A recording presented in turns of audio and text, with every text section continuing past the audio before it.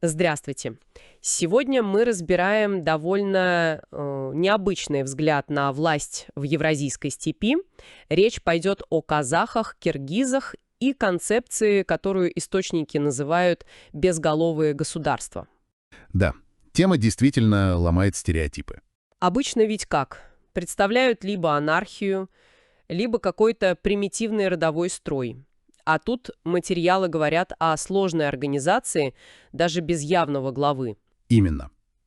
Эти источники бросают вызов такому, упрощенному видению. Вот наша задача и есть понять, что это за безголовое государство и как аристократия там всем рулила, если царя, так сказать, не было. Давайте начнем вот с чего. В материалах много критики старого деления. Общество по родству и общество по государству. Почему это плохо работает для степи? Ну, потому что это слишком прямолинейно. Эта дихотомия, она просто не ловит суть. Да, конечно, язык родства использовался постоянно.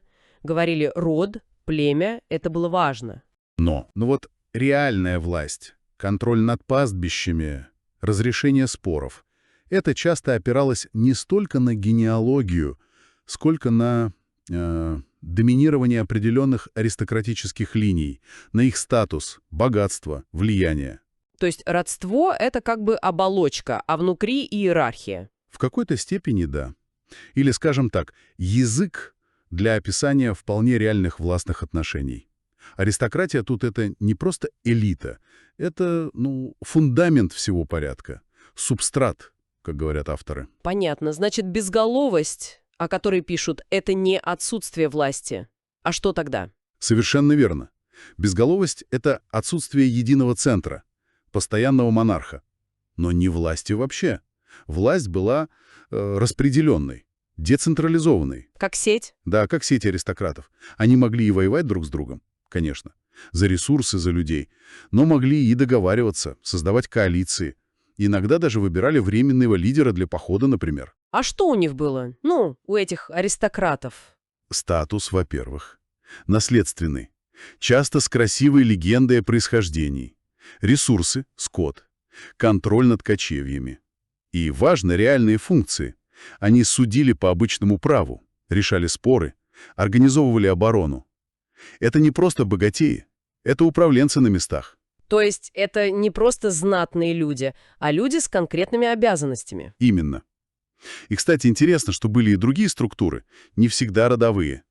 Какие-то территориальные единицы или военные по десятичному принципу. Это тоже не очень вписывается в простую схему «власть по родству». Очень интересно. А как это конкретно выглядело, скажем, у казахов или киргизов? Примеры есть? О, да, это как раз, можно сказать, хрестоматийные примеры. У казахов же было вот это четкое деление. Аксуек — белая кость. Потомки Чингисхана и другие. Да-да. И Карасуек — черная кость, основная масса. И это было не просто символически. Это определяло доступ к власти, привилегии, даже за кому замуж выходить или жениться. Представители Аксуек занимали ключевые позиции, даже если формально хана не было или его власть была слабой. А у киргизов? Похожая ситуация. Была своя наследственная знать, баи, богачи, бии, судьи, авторитеты, позже манапы. Вот бии, например, это же не просто судьи. Это хранители адата, обычного права. Их авторитет держался на знании традиций, прецедентов, на личной мудрости. Значит, закон и порядок держались на них. Во многом да. И еще показательный момент. Кун. Кровная месть или выкуп за убийство. А что с ним? А то, что размер этого куна прямо зависело от статуса убитого и убийцы. Жизнь аристократа по закону стоила дороже. Это же прямое закрепление социального неравенства и их особого положения. Да, вполне себе иерархия. Вот именно. Так что вроде бы нет такого государства, как мы привыкли, с чиновниками и столицей, а порядок есть. И он поддерживается вот этими аристократическими структурами. Получается, все эти разговоры про дегосударственный уровень или безгосударственность, может, это просто мы меряем не той линейкой, может, это и есть государство, просто другое? Вот. Именно к этому авторы и ведут. Они говорят, давайте откажемся от этого европоцентричного взгляда, где государство — это обязательно бюрократия, налоги, столица, король.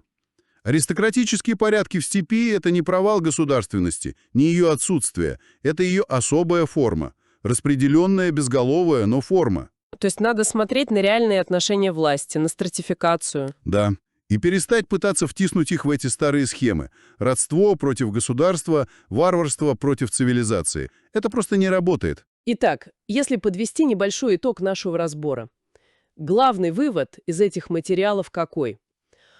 Что степные общества, те же казахи и киргизы, это не просто родовые общины и не хаос. Это сложные политические системы. Можно их назвать безголовыми государствами, где власть была распределена, но вполне реально и осуществлялась через аристократию. Она была стержнем. Совершенно верно. И это, конечно, ставит перед нами очень интересный вопрос, уже на подумать. Если мы принимаем эту идею, если признаем вот такие аристократические порядки особой формой государственности, как это меняет наше понимание не только истории кочевников, но и вообще, что такое государство? Насколько гибким должно быть это понятие, чтобы охватить все разнообразие человеческой истории?